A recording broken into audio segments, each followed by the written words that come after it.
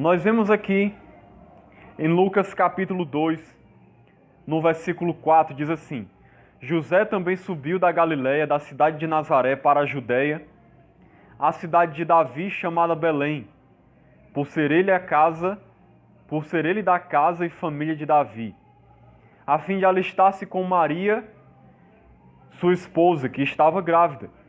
Estando eles ali, aconteceu completarem-se-lhe os dias.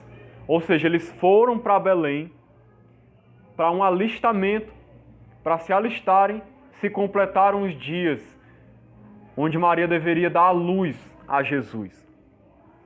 Então nós vemos que Jesus nasce na cidade de Belém. E aí nós aprendemos aqui já uma coisa interessante. Deus poderia ter escolhido uma cidade melhor para Jesus nascer. Uma cidade mais abastada, uma cidade mais rica, como por exemplo a cidade de Roma, que era a cidade mais poderosa do Império Romano. Mas Jesus escolheu a cidade de Belém, em Israel, para ser a cidade natal de Jesus. A cidade de Belém era uma das menores cidades de Israel, uma cidade de muito pouca expressão. Mas Deus escolheu a cidade de Belém para ser a cidade onde Jesus ia nascer. E tem mais coisas aqui interessantes. Nós vemos aqui no versículo 7.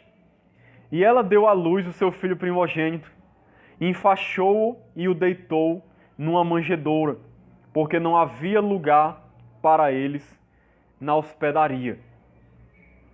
Veja outra coisa interessante aqui. Ela deu à luz ao seu filho primogênito Jesus, o enfaixou e o deitou numa manjedoura.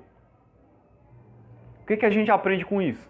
Jesus, ele nasceu num local bem simples.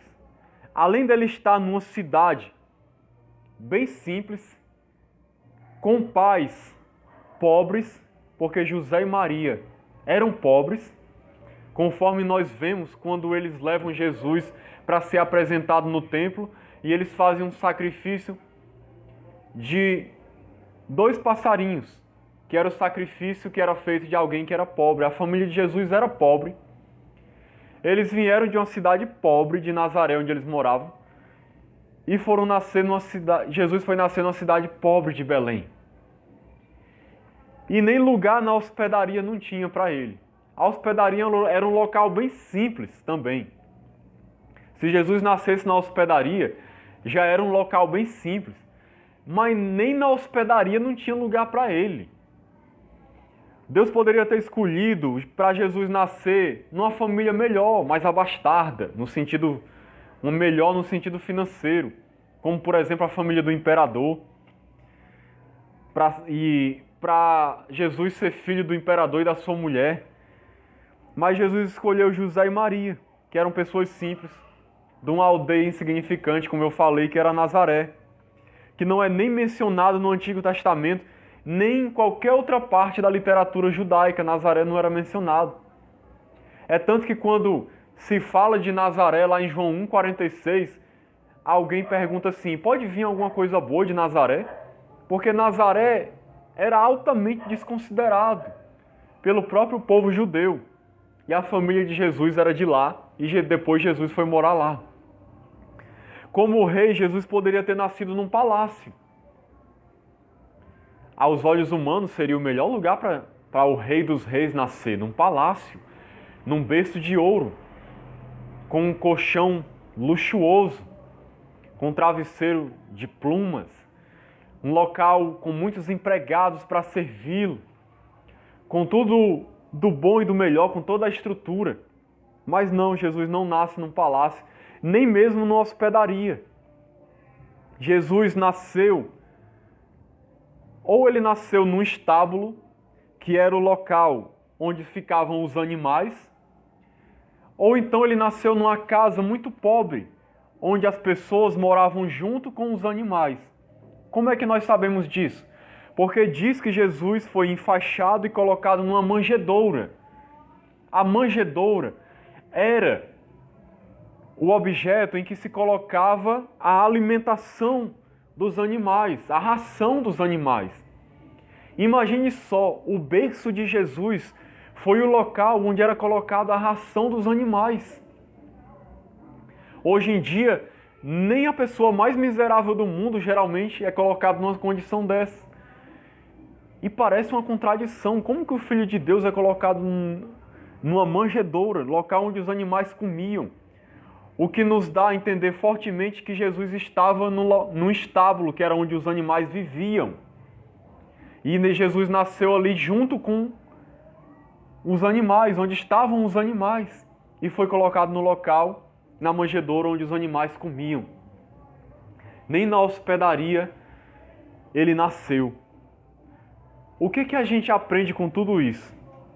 Por que será que Deus fez com que o seu filho nascesse nessas condições? É uma coisa que faz a gente refletir. Parece uma negligência da parte de Deus, parece até uma maldade. Porque hoje em dia, se um pai colocasse um filho para nascer numas condições dessas, provavelmente ele seria muito criticado. Era capaz de chamarem o conselho tutelar para denunciar aquele pai e aquela mãe, porque teve a oportunidade de dar um nascimento melhor para o filho e colocou o filho para nascer nas condições tão ruins. Porque Deus, se Ele quisesse, poderia ter colocado Jesus para nascer num local melhor, mas não fez. Então o que a gente aprende com isso? Deus estava querendo ensinar aqui algo muito maravilhoso para a humanidade. Que Deus não se importa com as aparências humanas. Deus não vê as coisas como o homem vê. É isso que Deus queria ensinar. Como assim? Hoje em dia as pessoas dão muito valor ao que é terreno, ao que é material, ao status humano, a estar numa posição confortável na sociedade, viver no luxo, viver uma vida regalada, ter do bom e do melhor, morar no melhor local, ter muito dinheiro, ter uma estrutura física muito boa na sua vida, ser alguém na sociedade, ter muitas condições financeiras, ter casa boa, ter móveis bons, ter status, ser rico, frequentar os melhores lugares. A humanidade valoriza muito essas coisas vãs e inúteis que não significam nada. Não significam nada.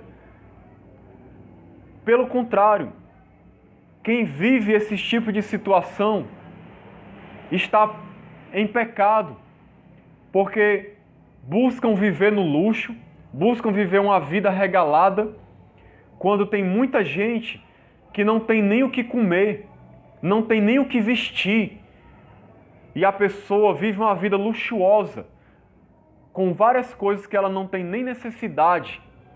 Até o cachorro dessas pessoas vive melhor do que muitos pobres da humanidade. Deus estava condenando isso através do nascimento de Cristo. Deus estava condenando essa ostentação humana. Deus estava condenando essa vida regalada e luxuosa que muita gente quer viver às custas do pobre, da exploração do outro, de negligenciar o outro que está sofrendo. Deus quis mostrar através do nascimento de Jesus que essas coisas não devem ser o alvo da nossa vida, que a gente não deve buscar isso como um padrão de vida. Por isso que Jesus mais tarde ensinou que a gente não deveria acumular tesouros sobre a terra, mas tesouros no céu. Por isso que a Bíblia ensina que o acúmulo de riquezas é pecado. Por isso que Paulo ensina lá a Timóteo que aquele que quer ficar rico cai em muitas tentações e ciladas, porque a pessoa cai na tentação da ganância, na tentação da avareza, de querer ter tudo do bom e do melhor, sendo que tem pessoas que não têm nada ou quase nada. Então Deus estava querendo condenar isso. Com o nascimento de Cristo nessas condições, Deus estava dizendo em outras palavras: não é isso que é importante na vida. Não é isso que faz diferença na vida. Não é isso que vai mostrar quem é você. Como diz lá em Lucas 12:15, que diz assim que Porque a vida de um homem não consiste na abundância dos bens que possui. Lucas 12:15. Deus estava querendo mostrar isso através do nascimento de Jesus. Querendo mostrar para as pessoas: parem com essa visão materialista, terrena, gananciosa, avarenta. Essa visão de explorar o outro, de não se preocupar com ninguém, de achar que o que importa na vida é essas futilidades inúteis que o dinheiro proporciona. O valor de alguém não consiste nisso. Muita gente na sociedade hoje pensa que o valor da pessoa consiste no que ela tem, no status dela na sociedade, na posição social que ela tem e no dinheiro que ela tem, na influência que ela tem ou na fama, no sucesso que ela faz. E Deus está dizendo: isso não significa nada, eu não dou valor a essas coisas, eu não me importo com isso, eu não vejo aparência externa, eu não vejo aparência exterior, eu vejo o que está no coração. O que importa para mim é o que está no coração. O que importa na vida é o que você é por dentro. O que importa na vida são os seus valores, é o seu caráter, é a pessoa que você é. Não é o que você tem, não é o que você veste, não é o que você usa, não é o que você possui. O que importa na vida é o teu coração.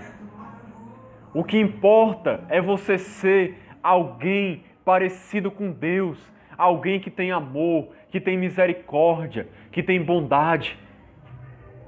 Então Jesus nasceu nessas condições, justamente para confrontar esse sistema pecaminoso, avarento, ganancioso, que se preocupa tanto com essas coisas e oprime o pobre.